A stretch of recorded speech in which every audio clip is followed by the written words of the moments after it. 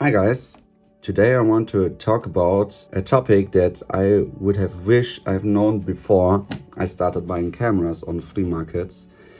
And it's a topic that it's not talking about that often. I didn't see it a lot of times. So you see, these two cameras are really beautiful. Old school Canon, I think they're both from the 60s, something like that.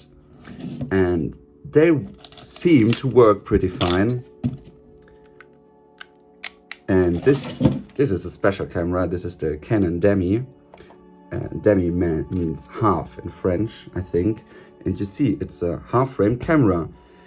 These ones are really popular because you can shoot like the double amount of pictures with one film, which is, with the film prices, pretty interesting. So you can see the difference here. The frame here is half the size of the normal 35mm.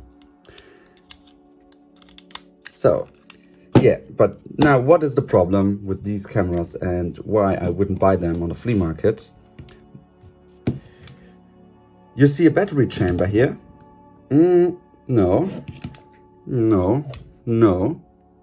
because there isn't one. These cameras are working mechanically. And as for the light meter, they use these selenium cells, which was maybe state of the art when they were released, but they seem to lose their power with time. It's like, I'm not 100% sure, but they are like kind of radioactive, and the light goes on there and they do something in there and generate some power, and with this power they operate the light meter. You can see the light meter from the Canon RM. If someone of you has a lens for this camera and lives in Europe, please write me and I will buy the lens from you, because I have to import them from Japan and it's so expensive with taxes. So yeah, just write me. So you can see the light meter here. So there's the needle, and the aperture changes when I change the shutter time. And of course you see, when I take my light here over the selenium cells, that the needle moves. I didn't check the times if they're correct, but they seem to be okay. So I take this camera out, imagine there's a lens. I can use the light meter. When I check the times, they should be all right. Okay, when they're all right, I can use this camera. But when this thing here is not working, you have to use some workarounds. I will talk about that in a second. But if this thing is not working, let's come to this camera. This camera is a true gem. It's small, it's compact. For me, when I'm traveling, this would be the perfect camera. Has a nice lens. But you see the selenium cell here and the needle.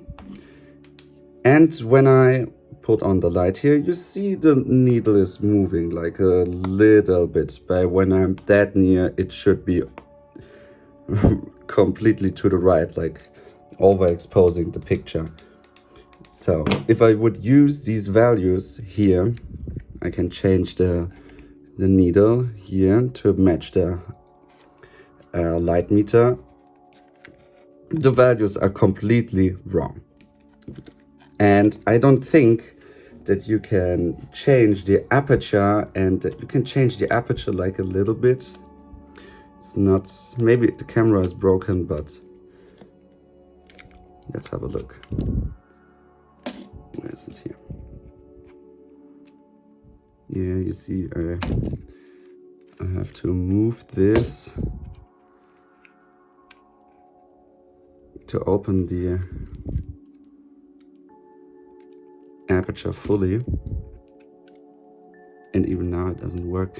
Yeah, this camera is a little bit weird, to be honest, but I can't change the values, the shutter speed and aperture combination myself. The camera seems to choose it automatically, and so I can use like an external light meter.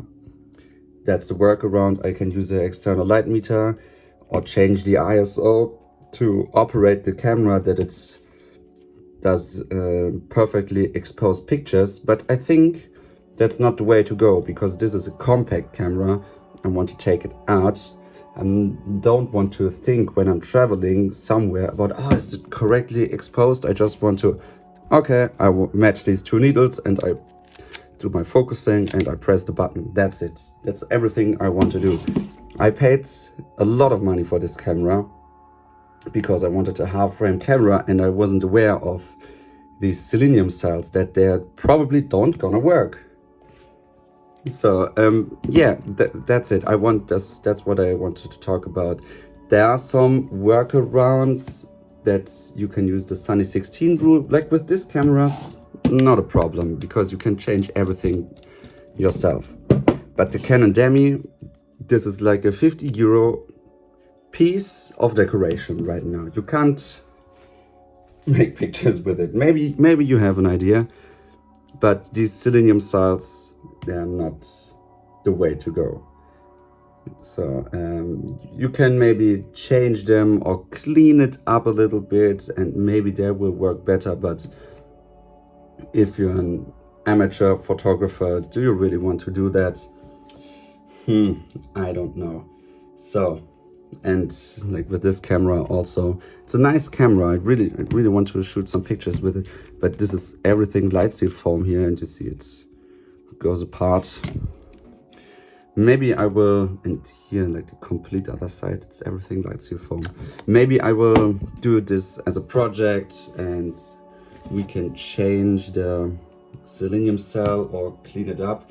There's like a newer version of this that has a CDS cell, like a normal, with a normal battery, I think it is, and then